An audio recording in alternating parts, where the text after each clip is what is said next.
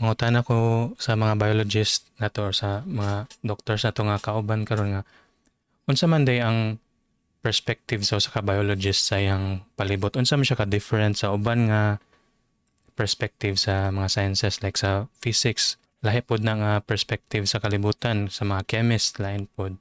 Pero how about sa biology? And I guess pwede pod ninyo i-share karon nga time nga unsa may nakapadrive ninyo nga take mo biology, anong kana man ninyong gipili nga career. So mura pod ni siya summarize sa inyong career niya, sa inyong passion sa kaninga subject. So sige ganahan mo, so good. I can start. Sige Kim.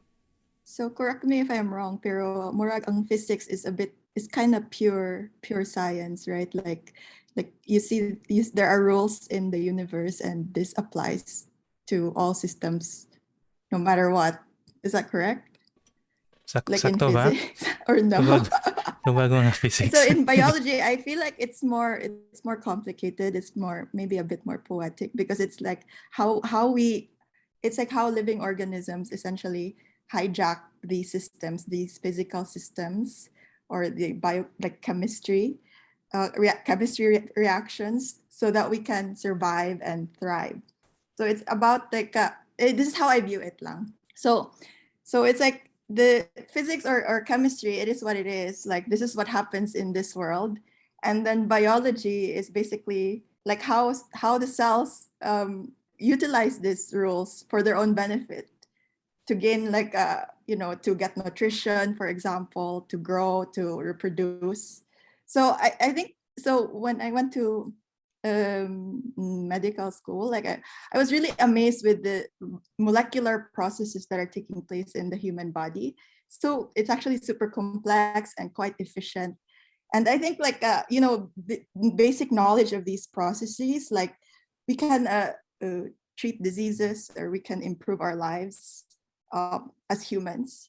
So I think this was what really excited me about this field, biomedical science. But I actually want to learn more about physics. I think it's pretty cool. I've been watching videos of Einstein, general relativity, something like that. Maybe in another life. I don't know. Thank you, So Kim. Nice na yun. Okay, from our other panelists.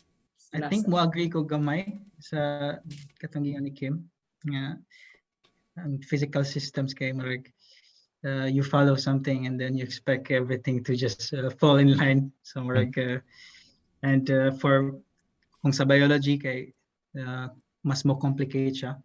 Mo agree ko actually na to a certain point, tinod na kay last na ko nga experiment, for example, kay common mechanobiology. So kanahan mo understand sa, for example, i-differentiate nimo ang lain nga mga cells, for example same cells but different state or state of health, for example, which ones, say specific example lang last time kay oocytes, bovine oocytes, egg cells from sa gikan sa cows. So one way to determine kung unsa ang good, or say not just bovine oocytes, pero for example human oocytes na lang para mas close na to. Unsaon man pag discriminate nimo ang good oocytes, good meaning fit for in vitro fertilization, for example, from the bad ones or the unhealthy ones. So currently most of the time kay kuan siya kanang due to based on experience or visual inspection lang ba. But one way of doing it para mas systematic is to actually know their mechanical properties, or you would say biomechanical or mechanobiological properties, like Young's modulus of the cells, or Poisson's ratio, like yung stiffness or yung springiness. Murag i-poke nimo ba, murag mamili ka ng fruits bitaw, di ba? Imo rang ikapikapon ng fruits kay makakuan ka, naka-idea kung saan man siya, kung good pa ba ni siya or dili na. In a way, inana ang buhaton, inana akong more or less akong gibuhat to determine kung dili na mo ako specific nga gibuhata, pero one way or method of knowing just by poking at cells kung unsay mechanical properties niya. And kanang mechanical properties sa mga cells ug tissues is highly associated to their health, for example, or kung unsa ilang function. So mo differ na siya.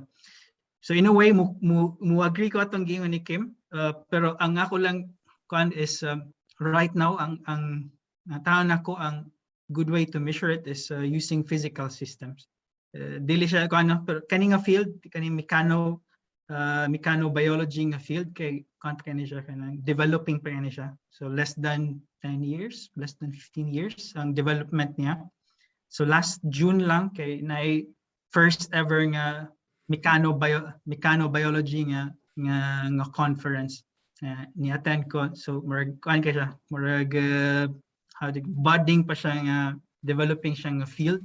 Needed siya ba murag physical way of looking at biological problems. And nakanindot ana is in physics kato no natay formula, for example, and then ato lang i-simplifying things. Well, not simplify but straightforward ana lang. And then later on atong i-adjust natong atong formula para mo entertain sa atong actual nga measurements or actual nga nitabo sa atong system, whether biological or chemical. And for chemistry, for example, karon ang gibuhat is spectroscopy, which can be mas specialty ni Xavier, spectroscopy. So basically, interaction na siya sa matter o sa light. So for example, unsa niyo pagkaibaw if ang fruit na sa good for consumption or dili. Tilawan. Usually no kay atong simhuto no kung tamis pa ba siya og kanang baho, sakto ba? So basically kanang na-smell nato is from the chemicals. So chemistry siya nga problem pero nasa physical way of measuring and one way is spectroscopy, which is special. So bali kuan gyud ang physics gyud ang convex. Joke. Di ko mo agree na. Central science. Di ato na na-discuss sa previous episode. So kung interesado mo na, please check out our previous videos about ang discussion. So i-react na to ang discipline, sir. Kuan amo ra tong kuan lingaw ra tong pag last time, sir, but nindot kay to inyo magipang share no ang katong especially katong gingon ni Kim nga what struck me is katong imong gingon nga nag-hijack ang biological system sa unsay rules sa nature. Like, nindot na siya nga perspective po ba nga to put unsay perspective sa mga biology or biological systems. Thanks, Ana Kim. Yeah. Yeah, no problem. Sige. It's not related to evolution, but napug ko ilain na example Sige daw. ng mechanobiology. In relation Which was sa like really nice. I was so interested in it. Thank you, Dexter. So in immune cells, they patrol the body, so they have to travel long distances. So they have to they encounter kanang mga tissues in the body. So actually, this is what relatively recent study. So they found na a cell goes through let's say a space. So if it has to choose between this space and this space, it will choose the bigger space. And the determinant of that is the diameter sa iyang nucleus. So ang kaning mga cells, ang genetic material na enclosed in a membrane called a nucleus. And ang kaning nucleus, it's quite rigid. So when it goes through two things, murag mo bend ang nucleus and then it will sample the environment. So because of the stiffness of the nucleus, it has a sensor. So it will sense which space is smaller and which space is bigger. So it will choose. So ang diameter sa nucleus is a certain, like 5 micrometer, I forgot, something like that. So it will choose like a space na mas dako. But if it's beyond, for example, if it chooses between 6 and 10 micrometer, which is bigger than the nucleus, it's like 50-50. But if it's between 1 micrometer and 5, for example, it will choose the smaller one. So the rationale is that it protects the genetic material, and the sensor for that is the rigidity of the nucleus. Yeah. So yeah, it's kind of interesting. Yeah. It's interesting how biological ang problem ba, pero the way siya gi-explain, for example, or gi-measure ang kanang event is biomechanics, which is a very classical nga physics ba. So kuan lang kanang murag ilang interaction sa iyang environment. Same man na po na siya sa kanang sa tawagan ng mubalhin ang cancer cells to other migration Metastasis. kana siya ba. Due na siya sa, di ba, mag-grow man na siya. Then mahimara na siyang sakto ba? Mahimara siyang malignant once it transfer to another place, sakto ba? And sa akong nabasahan lang, usa sa maka-trigger na for it to migrate is kung maka-sense na siya nga fully grown na siya nga environment. So kanang division sa physics, chemistry, biology, okay, once further ka into research, kay blurry na kana siya ba nga division kanang border nila. Murag lahi na imong pananaw ba nga, for example, ako nagkuhan ko tong cells, na-relate po na ako siya sa kanang di ba unsaon man pagkibaw sa cells, for example, nga na siya outer world, unsaon man niya pag detect ba. So one way is looking at it physics, mechanics, kay yang iyang gi-feel kung unsay nag-surround niya. Another one is actually nagitawag nga calcium waves. I'm not sure if familiar siya nga kan. So chemical way po siya of sensing or sending information. All in all, imo na siyang kuan, imo na siyang tanawon in a complex manner, kay di lang ka makita ba kung biological ni siya nga problem, physical ni siya nga problem, or chemical ni siya nga problem. In reality, kay science na siya in general, and ang kanang borders, kanang divisions nila, kay once you go further, kay magka-blurry, mawala ang iyang division ba na, kay ba kung sa ka physicist ka, biologist, or chemist. So para nako kanang division is wala lang for good for kanang stress, kanang teasing, for example, or para makibaw sa siguro kasi imong focus kay hindi lapad-lapad man sa yun na ang mga coverage sa kada field. So mo nang naagyapon na exist gyapon ng biology, chemistry o physics para sa classification lang sa imong focus, I guess. Xavier, di ba ang math kay mas pure man kaysa sa physics? ang math ang ato ang math di nasa tayo episode about math, so stay tuned. Oh, okay. Ang math kay mo na siya ato ang language nga gamit sa science, bali mo na siya ang universal nga tool nga magkasinabot ang tanan, kay kinahanglan na to i-quantify ang thing para ma-consider ta nga science ang atong gibuhat. So in principle ang math gyud ang atong foundation tanan nya. Physics dayon, hindi dili na siya make sense ang kanina discussion, pero na siya mathematics tool. Nabagay math dayon philosophy, kay ingon sila nga psychology daw. Kay tanan kay sa brain ram ni tanan. So puya neuroscience. Psychological ra day ni tanan. So salamat kay ato nga mga insight niya. So balik ta sa atong mga uban nga mga kanang panelists or uban mga guests nga unsa may motivation ninyo nga ni take mo og biology. Siguro ako lang ni direct ni Doc Yana kay kuan mo ko teacher man ko niya akong uban nga students kay mga biologist pod niya. Ang ilang ganan nga career path kay mo ato gina medicine niya. Sa experience pod ni Kim niya, hindi niya agi man sa siya medical school, pero how has the biology nga undergraduate program helped you sa inyong career karon sa medicine niya? Anong ka naman yung gi-choose nga pre-med? So ingana siguro Doc. Honestly, I took up biology kay mo ilang giingon nga best path. Mo na jud. But besides that, I actually took that up kasi kay people, di ba ang usa sa atong time kay nursing, may nana. Then I really didn't wanna go to nursing in the first place. So hindi ko ganahan og course nga na ko fall back if I don't push through medicine. So at least parang I got a course na wala ko choice kundi to go to medicine. Regarding biology, with regards to medicine, dako siya help in fairness actually. Kaya ang starting mang point man gud ana kay actually ang anatomy, especially sa yung mga vertebrates, invertebrates, actually, tas even yung mga pag-know sa mga scientific names, even sa botany, nasa siya sa help kasi kaya nga no, in what do you call that, in medicine, nasa role, example, mga medicines, and at the same time kanang among ma-learn sa mga parasites in general. So dako sa chag help na advantage, example mga people who go to medtech or physical therapy, nursing before they go to what you call that, medicine. But it's just a certain aspect pero for me mas holistic ang approach sa biology, so you get a bit of everything. Then yun, you can apply it naman sa medicine itself.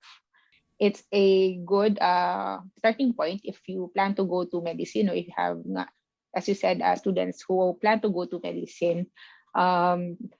And also, kaya nga ang course mo sa biology, actually, it covers not just biology. It has basics of chemistry with advanced chemistry, nasa physics, nasa what do you call that, parasitology. So, makuan ba, like, ma-acquire from these types of subjects na dili lang dun siya focus on medicine itself. And at the same time, for people nga, I have a friend na after taking medicine for a year, she went to nag-research na siya on I forgot unsa iyang gitik na something, but on genetic side. So at least you have another option besides like medical or allied medical field. And but with regards sa inyong mga like sa topics na like sa mga physics and mutations and everything, in application sa ako ang like what I'm doing right now sa surgery, actually, for I think medicine is actually a very application of everything that you study.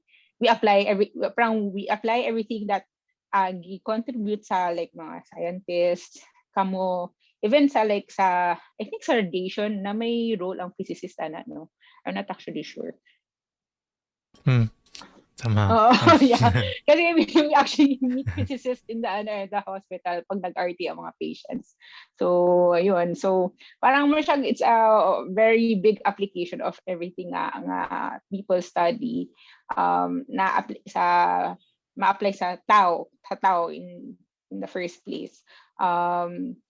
Then at the same time, like example sa we also give because of the genetics na makita nga may mutations or mutations nga that would ang application anya, we can give certain chemo drugs in these patients, or if na siya mutation ani, we can't give the certain chemo drug. So dako jud siya effect not only by giving drug but also can really affect the survival of patients. And so mong inanaakadako ang role actually sa pag-study, molecular, and everything. We just apply it sa MOA lang. Pero if you ask me, mga molecular, I actually cannot say or something. Oo. So, na siya. So, thanks, Doc Almay. So, somehow it makes you a well-rounded person and a doctor in general kung nakay nga experience na kaning tiny bits of each of these fields. Eventually ma-apply nimo sa kung unsay specialization nga mong kuhaon pohon. Yeah. In my opinion, like each pre-med has its own advantages. I don't know if biology is the best, but I think for me it sparked my interest in like research and basic science. Probably that's not something you could actually really go into like for more practical courses like nursing or medtech. I don't know, actually, just a guess. But I think all of the pre-med has their own advantages. It's just like, up to you. Naasad mi friends nga kuan nag-physics anya ni pursue kuan ophthalmology or radiology baron kay more on kanang mas ma-relate din nila nga field na optics na about radiation sure. of lasers. So para sa biology unsa man ang iyang nahatag nga enrichment sa inyong life ana baron. So enrichment yun sa life. Sige, ako na sa sige Miss Lo. ano siya, well, ang primary nga interest na nung nisulod ko sa biology kay gusto sad ko mag-med at first. Pero ang circumstance, wala man ni favor nga mag-med ko. So, I went into research. Pero wala ako gamahay no sa ako ang naagtuan kay kanang ano siya, daghan kog nakatunan no para sa ako ang di na ako siguro makuha if purely nag-practice lang ko og medicine. And kani siya kanang opportunity no nga niadto ko sa field sa evolutionary biology tungod kay gamay pa sa Philippines at that time ang nag-study sa kanang field of evolutionary biology, although daghan kaayong mga components na kumayunta mga fields nga maka-contribute siya sa kanang evolutionary biology nga field nya siguro sa katong sa ilaha pong giingon ganiha nga sa gi-share ni Dexter no og ni Kim nga ang physics and chemistry are very important sa biology. Kay kung tan-aw sa tanong from nanuman sa amo ang perspective as biologist kinahanglan man nimo katon nanong gipa-eskwela man mi appeal og physics og chem no nanong di man lang bio lang. So musad na ako ang gusto unta nga masabtan sa mga estudyante no nga it's not by force nga pakuan sila physics but hoping ko nga ma-appreciate nila ang need for physics o kanang sa chemistry when they study biology kay ang biology man good kung tan-aw na to from cell to the highest niyang level of organization which could be the entire nga planet siguro sa Earth. Tanan no nga mahitabo sa kani nga mga components sa nga nag-define sa unsay mga naa sa biology nga field governed sila by laws of physics and chemistry. So dili gid nato masabtan unsay nahitabuan nila if dili ta kasabot sa physics o sa chemistry. So muna nga importante mo tong ingon Dexter ganiha nga murag mo blur na ang boundaries between ani nila kay sa kano lang no kung mag-study mi ako di man ko parehon Dexam plant man si Dexam ako mas more on animals man ang ako apong field. Kung explain lang mi nanong inaniman nanong na may pako ang isa ka organism ang isa wala may pako laws of physics mo help na og explain nanong inana nila ang mga divergence kintahay from a common nga ancestor or kung nanong naman siya genes nga inani ang isa wala o nanong man nga mo express siya inani nga gene ang isa wala so naapod partly physics and chemistry ang mo explain ana. So maski kami nga siguro miadto mi sa field no sa kanang sa research nga track daghan kaayo nga mga questions amo ang field nga di namo ma-explain if di mi kasabot sa physics. So, pareha sa ako ang ako man kay more on ecology. So sa ecology is one field lang na siya sa biology nya dili siya masabot kung wala ang evolution. So munang naagyoy close nga murag connection ang ecology and evolutionary biology. So munang nagsumpay silang duha nya ang munami giingon nga sa to everything sana tanan nga processes sa ecology can be explained with evolution pero kung imo sa siyang tan-awon physics gyapon og chem ang ga-govern ana nila nga mga processes sad. So so karon ang ako ang gipadulngan kay padulong ko sa kanang mga life histories. So pagtan-aw sa kanang mga dolphins nya kanang ang pangutan naman gud sa ako ang main research kay kanus amo undang og kanang drink og milk mapadulong na sa milk no nga lactose intolerance pero dili siya related at kanus amo stop og kanang drink og milk ang baby sa iyang mama. So ang gigamit sad nako nga tool ana is based on chemistry sad which is on stable isotopes nya nasa siya application sad sa physics. So again mingon man mi nga primero sa bio pa mi undergrad mi ganahag physics ug chem kay murag para sa namo di namo makita ang ilahang relevance pero kung magto gid ka sa tinuod nga biology like sa research nga part importante gid kaayo ang imuhang mga understandings of this na mga fields kay otherwise dili makumpleto ang imong story about sa mga different na mga kanang components sa biology maski asa pa ka nga field sa biology. So kinahanglan ni sila so moto padulong ko sa interest nako nga nagyapoy di gid mawala ang physical chem like even sa kanang evolution nga part dako kayo ang role sa understanding sa physics ana kung wala may di mig maayo og foundation sa physics siguro maglisod sa mi og explain no even like kanang ang kanang jaw lahi nga kanang jaw sa mga animals kana dako kaayo ang role sa physics pag-explain nanong uban kay kanang mo naa sila yung mga hinges, no? O kanang pag-ana sa snake nga jaw nga lahi sa ato ang pag kanang bite lang nga jaw sa mga sharks. Physics ang nag-govern sa ana nga mga mechanics. So katong gingon ganiha nga sa to biomechanics o katong mechanobiology perspective yun na siya no sa kinsa nga field ang nag-propose kay kung may kog biomechanics ang taga-biology ang Biologist, gikan ana. Pero kung may mechano mga biology ang physics ang na gaingon pareha po na sa ana. chemical physics o physical chemistry flow. Pero essentially, murag parehara na kuan tanaw nga systems. Yeah. So kana gyud kinsa lang nga perspective. Sige. Okay, Kato ako ang salamat part. kayo Miss Flo sa atong last nga kuan guest speaker, Sir Dex. Sa imong Actually, physics akong ganahan. Charot. dili ra mo kinahanglan mo kuan nga nindot ang physics, dili nimo ang purpose. Actually, mas dako akong score sa physics sa NMAT kaysa bio, I think. Mao ba? So, sayang wa ka ng physics, sir. Bitaw. I think ISTAMbai akong lowest science before. sa NMAT. Yeah. So honestly, physics, I think, interested ko ato during college of physics.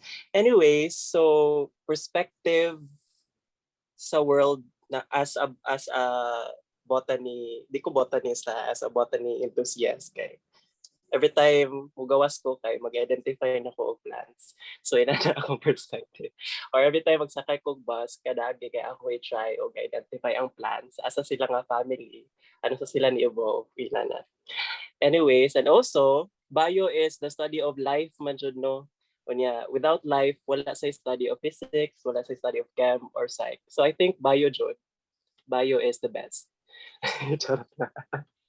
And also towards my interest in bio, I started pag high school. I wanted to pursue conservation biology. Even until when I was working in UP Cebu as a teacher, I wanted to do conservation, especially sa plants. Because early high school, we were exposed to that kind of internship nga assist ka sa mga conservation biologist ato nga time. So na-interested ko sa bio. So when I applied sa UPCAT, wala jud ko yung intention nga mag-med. Ako intention jud is mag-bio sa UP Cebu. And then later on na lang siya na peer pressure na affect sa mga classmates nga ganahan mag-med. So ni-take na sa kog NMAT kay na pressure sad ko nila nga mag-med sila. But luckily na-lead ko sa ako ang path jud siguro unta nga mo pursue og study of plants. So ang akong i-pursue or akong interest towards grad school is plant systematics. So it's basically looking at the evolution of characteristics of plants. So giunsa pag-evolve ang leaves, giunsa pag-evolve ang xylem, phloem, giunsa pag-evolve ang nitrogen fixing symbiosis in this plant. So very interesting siya for me. So ganahan ako siya i-pursue nga path. So that's it. Thank you. Mo nang dako imong score sa physics, Sir Dex, kay actually mas sayon man gyud ang physics. Mo nang physics mi kay ang mga systems namo kay mga single molecule, single atom. Yan yung kay mga proteins which are really large molecules. Mo nang stay away mi sa bio as much as possible. Pero so ang na-prove lang ani nga kuan ang kaninga conversation nga indeed interdisciplinary gyud ang science niya, mas dako kag mabuhat kung mutap ka sa lain-lain nga resources gikan sa lain-lain nga fields. Siguro final message lang sa gikan sa atong mga guests, kung unsa inyong mahatag nga tip sa atong mga aspiring nga biologists, aspiring nga mga medical doctors nga ganahan mo take pod og pre-med nga bio para pag-kuan nila, pag-encourage nila nga mo kuan take on sa challenge sa biology nga field. So maybe I'd like to say this is based on my personal experience and it may be true for other Filipinos. So sometimes parents want you to take up biology because ganahan sila ma-doctor ka. So I think you should try to find your own passions, find what you like, and not, become a doctor because it's what your family tells you, or if it's because it's socially prestigious or something like that. So, I suggest you explore, try different things, and then if you can, get out of the country, not because Philippines is bad, but because I think it's good to broaden your horizons and experience new things. And good luck. Everything will be fine. Thank you, Kim. Siguro naay misconception ang mga wa pa nakasulod no sa biology nga ang mag-eskwela daw biology kay mag-memorize lang tungod sad kay ang kaagi sa high school kay pa-memorize og mga scientific names ang mga estudyante. So ang feeling kay mura na ilang buhaton sa biology, mag-memorize lang og scientific names. In fact, ang biology layo gid kaayo sa pag-memorize. Kung mag-memorize ka sa biology, sigurado yung mahagbong ka. I mean, not realistically speaking, ang life sa biology is dili pag-memorize kay ang paspas ang development sa information sa field sa biology. Kung mag-memorize ka karon, ang imong gi-memorize din na applicable by tomorrow.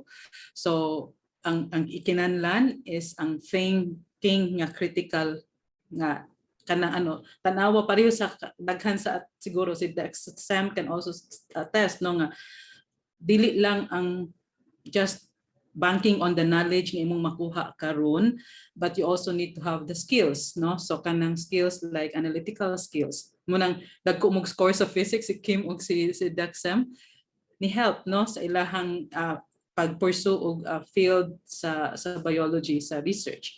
Kay mosulod ang ato ang mga analytical, critical thinking mga skills ani. So kana no ang field sa biology daghan kay kag pwedeng maagtuan. Dili lang kanang mag-med lang, maagto lang sa medicine. Although importante man sad kay dili man necessarily nga ang kung agto ka sa med that's a dead end nga career, no? Even kung agto kag medicine pwede man gyapon ka mo pursue og research kung ganahan gyud ka og research, no? So daghan ka og mahimo. Kung ganahan gyud pug kag teaching, you can also pwede sad ka kanang moagto pud sa field sa teaching. But again, teaching based on just what you learn pud sa gikan sa uban, dili pud siya as effective kung ikaw sad ang mohimo og imong kaugalingon nga research. So importante ang naa kay i-generate sad nga knowledge og kanang mga daghan kay ta og mga estudyante karon from high school nga namili pa no asa sila padulong. Technically gyud ingon ta dili lucrative no ang field sa biology, dili gid ka if nangita ka og field nga madato ka, dili ang biology, but daghan og rewards ang field sa biology nga di nimo makuha in terms sa monetary nga rewards, no? Kita siguro lahi kita even from the fields of physics, chemistry and all and other sciences, walay madato if we just practice the field, no? But there are so many opportunities nga nagulat sa ato nga di pud ma-enjoy sa uban kana siya, and one of which is actually pag-agto sa laing country to meet other people who are also working in the same field, katong gingon Kim, to broaden your horizon. Daghan kay tag opportunities nga wala na nahimo sa uban pud nga mga fields. So kana ako ang ma-share. So I'd also like to add to that. So if you go to academia, maybe it's not as monetarily, rewarding, but there are other, so there are, like, for example, in research heavy countries like in US and Europe, daghang mga biotech or mga financial corporations who pay really high for biology experts. So for example, in big pharma, drug development or tool development, it's really high, really high salary, and the finance sector pays like above market for example, PhD in biology, because so the role would be like to look at research and advise companies whether they should invest in biotech, in that biotech company. So they pay really high for that because most most biology people don't go to that field. So there are opportunities like elsewhere, but it depends if you have access to them, I suppose. So like I said, if you maybe try to just explore more and reach out to people, email people, ask them what they do and what can you do if you want to go into this specific field. Yeah. Thanks, Kim and Miss Flo, for sharing. Mo Isa follow pa. up lang Sige, ko Sir Dex. sa gingon ni Miss Kim. I agree nga mo affect jud ang access to opportunities because some of the students when you're in undergrad medyo wala sila di sila informed about the other opportunities. They only makathink na sila about med or other mga opportunities. So usually wala sila kabalo nga pwede you can get paid to do a PhD or you can get paid to do a master's abroad or wala sila kabalo asa may tag scholarship, wala sila kabalo unsaon pag communicate with prospective advisors. So I think you should also do your work. You should also find those opportunities and access those opportunities if you really want to do what you want to pursue. So, for example, I emailed a lot of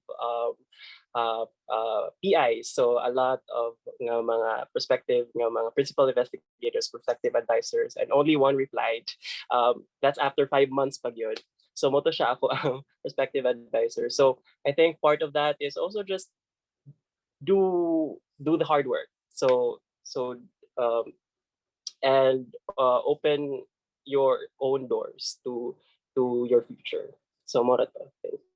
Yeah, I was actually the same. I emailed when I came to US, I emailed like definitely more than 100 labs asking them if I can do work and learn to do research, get some experience in their lab. And then I only got very few replies, and eventually I landed one lab and I got a lot of experience there, and my experience there led to me being accepted in a PhD program at NYU.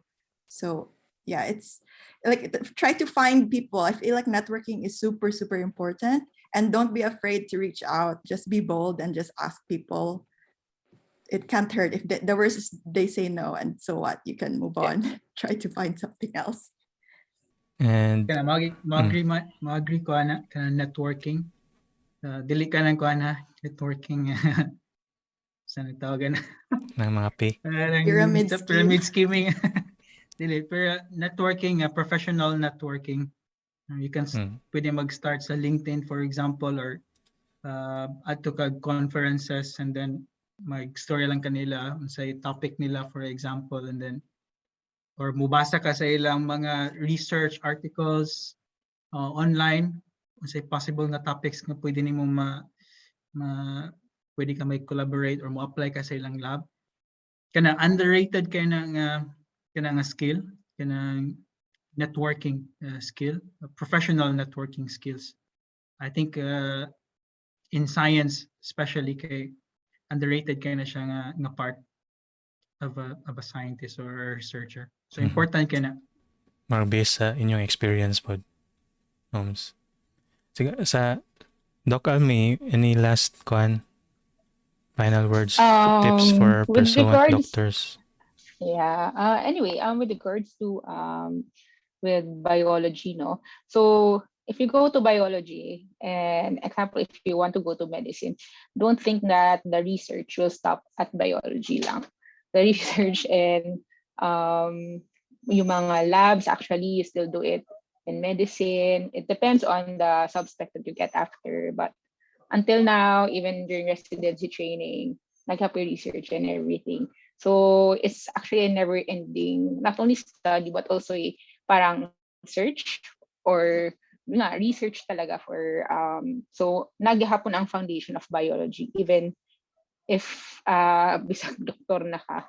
And with regards to what you call that, parang people think that doctor na sobra na high in society, dato na sila and everything. It's not actually true. Maybe these are just people na lang, mga 10% na sa mga doctors to. But there are What you see kasi in mga sikat na doctors nga dato, that they have the shiny cars and nice houses, but there are actually doctors na nga who also go to research, who have mga radiologists, pathologists, blood oncologists na they are the ones who do clinics just inside the room, the lab and everything. But dili ang doctor lang jud kanang nakita mo nag-opera na sa gawas. And those doctors na nga who earn a lot nga actually dili sila tanan doctors inana. There are it's actually hard for you to start and earn money even doctor na ka. I'm how old ba ako? 32, but until now I'm still in training, so I don't earn money na from practice pa. I'm still earning as a parang minimal wage until now. So mona, it's a very very big sacrifice. If your parents tell you na ang ni Kim na don't be forced by your parents to go to medicine, it's actually very true. I've met a lot of people or even batchmates na ako nga na inana ilahang reason why they went to medicine, and wala dako jud yung dropout rate sa medical school. So think first before applying. You can go to Bio if you want, if you're really considering medicine. But once you go to medicine, think first before you apply. Kaya it's a very, very big sacrifice. A lot of sleepless nights doesn't only end until medical school, even after you train pa. So, muna akong advice actually. It's a very big sacrifice, and your parents should be ready to support you, even financially, even up to kung kanus ka nga medyo independently kuana ka. Maka-earn na ka for yourself. Pero it's very, very hard. No, sana. Ito sa practical advice yun para sa mga aspirant nga doctors diha. But definitely kanang all of these kay encouraging kay nga words gikan sa atong mga expert panel. Salamat kayo sa atong mga guests sa pag-indulge namo diri sa kaning project namo nya hinaot kay mapasibya namo ang inyong mensahe sa daghan nga tawo. Kay ako daghan kong nakatunan karon nga conversation niya ay definitely ako mga kauban pod nga naka-share mo sa inyong perspective pod sa world sa biology ug sa evolution adto sa mga Bisaya. So daghang salamat og magkita-kits ta sunod sa lain natong episode sa ISTAMbai. Bye-bye, Namilita. Salamat. Bye. Thank Salamat. you. Had fun. Thank you, Sir Sab, for the inviting.